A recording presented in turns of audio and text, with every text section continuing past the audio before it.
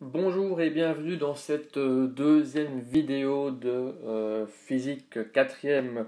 Alors, je te propose ici d'attaquer les exercices donc en lien avec l'énergie mécanique totale, donc l'énergie cinétique et l'énergie potentielle. Voilà, tu vas voir que les exercices sont un peu progressifs, hein. On va d'abord travailler sur l'énergie potentielle, puis l'énergie cinétique, et puis dans les derniers exercices, on mettra tout ça ensemble. Alors, évidemment, je vais ici corriger les exercices, mais je t'encourage vraiment à d'abord les regarder par toi-même, essayer de t'en sortir par toi-même, et puis venir voir la correction. Ce sera plus profitable que juste de directement regarder comment on fait, hein. Ok, alors, donc on est parti, hein, exercice, et je vais prendre l'exercice numéro 1 dans le cours. Alors, dans cet exercice, qu'est-ce qu'on nous demande? On nous donne une série de situations, d'objets qui sont placés à une certaine hauteur, avec une certaine masse à chaque fois, et donc on nous demande de classer par ordre croissant d'énergie potentielle. Donc ça veut dire qu'on doit voir quel est l'objet qui a la plus petite énergie potentielle et quel est celui qui a l'énergie potentielle maximale. Donc on a une balle de tennis, un élève, une abeille et un cartable. Alors, à chaque fois, on va utiliser simplement l'énergie potentielle de gravité, hein. Donc la formule, je te la rappelle, c'est celle-ci, hein, énergie potentielle de gravité, c'est égal à m fois g fois h. Alors attention, au niveau des unités, il faut bien se rappeler que les masses, il faut les mettre en kilogrammes absolument, hein. Donc même si je te donne des grammes, il faut les convertir, sinon tu auras un problème. Bon, pareil, la hauteur, c'est en mètres, mais ça, en général, on s'en rappelle. Alors, on va calculer la première situation, hein. Donc on a ici une balle de tennis dont la masse est de 57 grammes. Alors la masse, je la convertis directement, voilà. Et on nous donne une hauteur qui est de 312 mètres. Bon, une fois que j'ai ça, en fait j'ai mes données, hein. Je n'ai plus qu'à les mettre dans ma formule. Voilà, énergie potentielle est égale à 0,057 fois 9,81, hein, pour G fois 312. Et je calcule ça directement et j'obtiens une valeur qui, je te le rappelle, est en joules, hein. L'unité de l'énergie, c'est toujours des joules. Voilà. Alors, j'ai fait le premier. Tu vois que l'exercice est assez répétitif, hein, pour le B, pour le C, pour le D, c'est à chaque fois la même chose. Il faut bien faire attention aux conversions à chaque fois, hein, de mettre les masses en kilogrammes et éventuellement les hauteurs en mètres si on te donne des centimètres. Je ne vais pas tous les faire, hein, ça je te laisse faire les calculs. Moi je te propose directement de te donner les valeurs pour chaque exercice. Donc pour le B, 529 joules. Pour le C, ça nous fait 0,0069 joules. Et pour le D, on obtient ici 12 007 joules. Voilà. Alors nous, ce qu'on doit faire ici, ce qu'on nous demande, c'est de faire un classement, hein. Donc on peut directement se rendre compte que si on fait un croissement croissant, eh bien l'énergie potentielle la plus petite, c'est le C. Ensuite, c'est le A, le B en troisième position et le D en quatrième position. Voilà, on a terminé ce premier exercice. Tu vois, comme je te l'avais dit, qu'il n'est pas bien compliqué, hein. Alors, on peut attaquer l'exercice suivant, exercice 2. Un haltérophile soulève des haltères de 140 kg à une hauteur de 2 mètres. On nous demande quel travail il a effectué et quelle énergie potentielle il a communiqué aux haltères. Ok. Alors, comment est-ce qu'on va faire ça? D'abord, je vais noter les données qui me sont proposées, hein. Donc, on a une masse de 140 kg, une hauteur de 2 mètres. Nous, ce qu'on cherche, c'est le travail qui a été fourni et l'énergie potentielle ou la différence d'énergie potentielle. Alors, dans cet exercice, en fait, ce que je veux, c'est que tu te rendes bien compte que finalement, quand on communique une énergie potentielle à un objet, ça veut dire qu'on effectue un certain travail. Et donc, en réalité, ici, je demande deux choses, mais c'est la même chose que je demande, hein, puisque le travail correspond à la différence d'énergie potentielle. Très bien. Alors en sachant ça, on se rappelle que le travail, c'est quoi la formule? C'est une force fois un déplacement. Alors la force ici, qu'est-ce qu'elle vaut? Elle vaut simplement la masse fois g, la masse de l'objet fois g. Le déplacement correspond à la hauteur. Ok. Alors du coup, ça me permet, comme tu le vois ici, de réécrire le travail en disant que le travail, c'est m fois g fois h. Alors m fois g fois h, tu te rends bien compte qu'en fait, ça, c'est ce qu'on a appelé l'énergie potentielle gravifique, hein. Et donc, l'énergie potentielle, en fait, c'est finalement le travail qu'on a fourni pour déplacer un objet, pour lui donner une certaine hauteur. Et donc, rappelle-toi que le travail, l'énergie potentielle, en fait, elles sont liées, hein. Finalement, c'est la même chose. Simplement, l'énergie potentielle d'un objet correspond au travail qu'on a fourni pour transférer cet objet. Et donc, le travail que moi je fournis, c'est une énergie que j'ai perdue et que j'ai donnée à l'objet, ici, aux haltères, en l'occurrence. Ok, en sachant ça, je peux donc calculer, hein, le travail qui correspond à l'énergie potentielle. Je vais mettre les valeurs ici, hein, 9,81 fois 140 fois 2 pour la hauteur, et ça me donne le résultat qui est donc de 2746,8 joules. Voilà, encore un exercice de résolu. Alors du coup, on peut attaquer le troisième exercice. Alors cet exercice-là, il est un peu similaire à l'exercice numéro 1, puisqu'on va de nouveau ici effectuer un classement croissant au niveau de l'énergie cinétique pour les 4 situations qui nous sont proposées. Alors ici, l'énergie qu'on doit calculer, ce n'est pas une énergie potentielle, c'est une énergie cinétique. Bon, du coup, la formule qu'on va utiliser, c'est celle de l'énergie cinétique, hein, c'est logique. Et donc je peux dire que l'énergie cinétique c'est 1 demi de m fois v carré.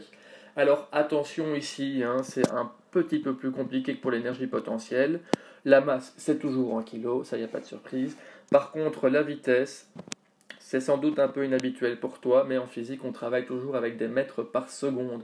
Hein, donc on est plutôt habitué dans la vie de tous les jours à travailler en kilomètres heure, hein, parce que c'est plus cohérent, c'est ce qu'on utilise quand on se déplace en voiture ou en transport. Mais en physique, il faut penser à toujours convertir en mètres par seconde, sinon on peut faire face à des erreurs. Alors, pour le premier cas, le cas A, on nous donne un camion de 5 tonnes qui roule à une vitesse de 72 km à l'heure.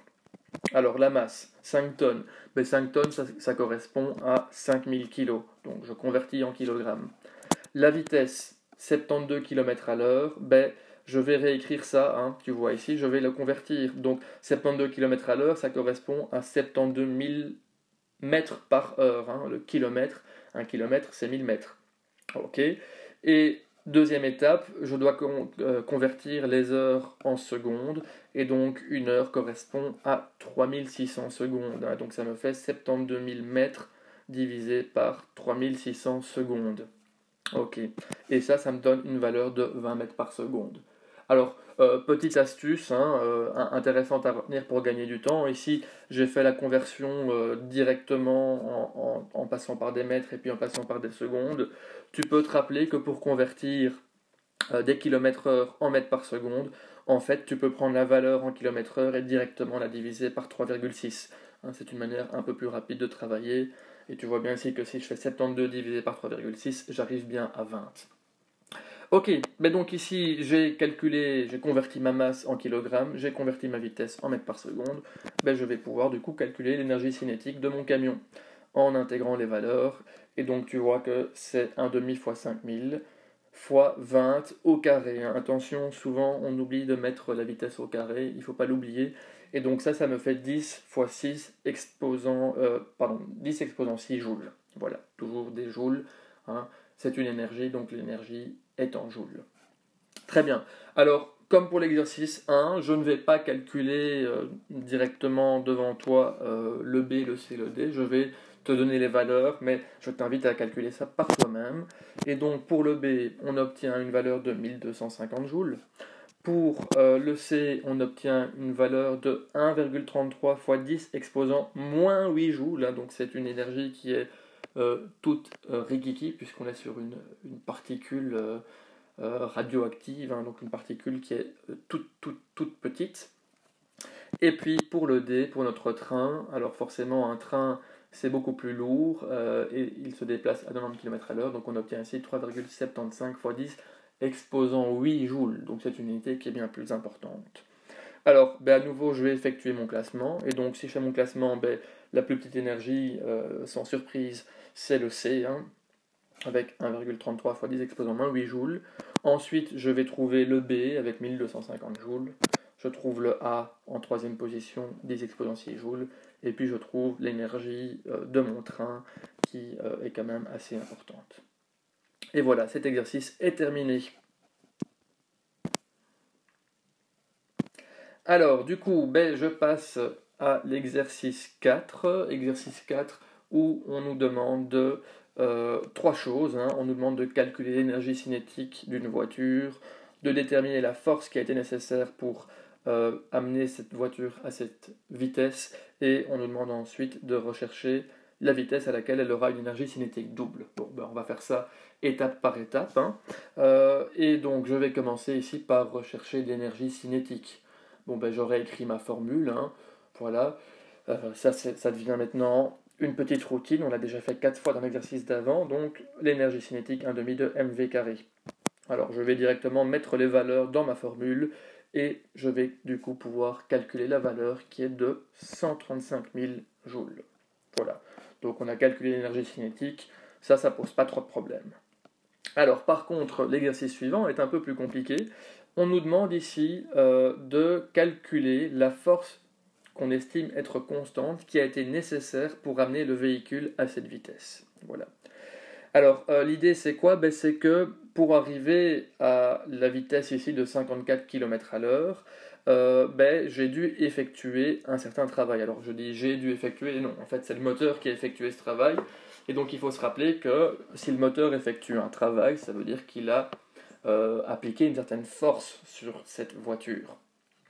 Alors du coup, ben, ce que je vais pouvoir dire ici, c'est que le travail que la voiture a effectué, donc c'est une énergie qui a été dépensée par le moteur et qui a été transmise à la voiture, hein. On se rappelle qu'il y a conservation d'énergie, donc ça veut dire que le travail fourni par la voiture est en fait ce que la voiture va obtenir en énergie cinétique. Mais donc je l'écris. Voilà, je dis le travail de la voiture est égal à l'énergie cinétique de la voiture. Donc le travail du moteur de la voiture est égal à l'énergie cinétique. Alors, ben, le travail, on se rappelle que c'est égal à F fois D. Ok. Et donc, ce que je vais venir faire ici, c'est que je vais venir égaler F fois D à l'énergie cinétique, hein. Donc, dans l'expression en jaune ici, je vais venir remplacer le travail W par F fois D. Ok. Donc, je peux dire que l'énergie cinétique est égale à F fois D. Alors, le truc qui est intéressant, c'est que l'énergie cinétique, ben, on l'a calculée juste au-dessus. Donc, ça, c'est connu.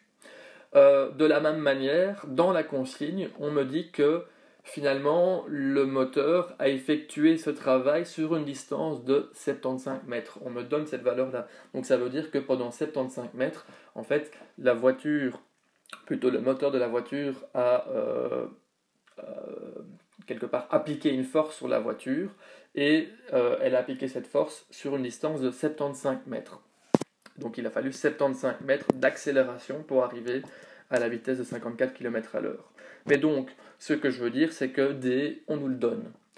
Alors, moi, ce qui m'intéresse, c'est F. Ben, donc, je vais isoler F dans cette équation, hein. F est égal à l'énergie cinétique divisée par D. Pardon. Ben, du coup, je vais remplacer par les valeurs et je vais dire que F est égal à 135 000 divisé par 75. Et ça me donne 1800 newtons. Voilà, donc on a résolu le point B de cet exercice. Alors maintenant, on nous demande, ça devient un petit peu plus compliqué encore, de rechercher la vitesse pour laquelle on aura une énergie cinétique double. Alors attention, hein, on pourrait se dire qu'il suffit simplement de dire que la vitesse elle sera multipliée par 2, c'est pas le cas, hein, puisque dans l'énergie cinétique, en fait, la vitesse elle est exprimée au carré, on prend le carré de la vitesse. Donc je ne peux pas juste dire que je multiplie la vitesse par 2, ça ne fonctionne pas comme ça. Alors, donc ce qu'on recherche, c'est en fait la vitesse pour avoir une énergie cinétique qui correspond à le double de l'énergie cinétique. Alors tu vois, j'ai noté ici énergie cinétique prime, hein, donc je cherche en fait une autre valeur, une nouvelle valeur pour avoir 2 fois l'énergie cinétique. Et donc le 2 fois l'énergie cinétique ici correspond en fait à la valeur qu'on a calculée qui est de 135 000 joules. Okay, donc je peux dire ça, voilà, je veux une énergie cinétique qui correspond en fait à 2 fois 135 000 joules. Autrement dit, à 2 fois 270 000 joules. Donc au final, ce que je recherche, c'est la vitesse qui me donne pour ma voiture une énergie cinétique de 270 000 joules. Hein, c'est ça que je cherche à calculer ici. Alors, ben, je vais dire que mon énergie cinétique, à nouveau, elle correspond à 1 demi de m fois v au carré. Alors tu vois ici, le V au carré, j'indique bien que c'est V', hein, pour bien faire la différence avec la vitesse qu'on avait donnée dans l'exercice A. Hein, je suis ici dans quelque part une nouvelle situation. Alors je vais isoler V', hein, je vais isoler cette nouvelle vitesse que je recherche, et dire que V' correspond à 2 fois l'énergie cinétique sur m, et je prends la racine carrée de ceci. Je vais venir mettre les valeurs, hein, donc je dis que l'énergie prime cinétique c'est 270 000 mètres, la masse de la voiture, elle, n'a pas changé, hein, ça reste la même chose, et donc ça va me donner une vitesse. Alors attention, cette vitesse, elle est bien en mètres par seconde, et donc j'obtiens ici une vitesse qui sera de 21,21 mètres par seconde. Et voilà, ça nous fait encore un exercice de résolu.